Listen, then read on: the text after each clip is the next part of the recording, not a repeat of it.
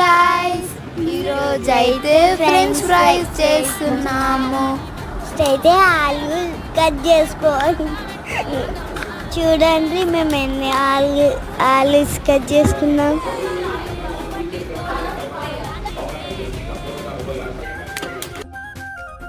దాని తర్వాత stove on చేసుకోవాలి. అలా నానబెట్టుకోవాలి. తర్వాత ఏదో వల్ల నానబెట్టుకోవాలి. దాని తర్వాత నూనె పోసుకోవాలి.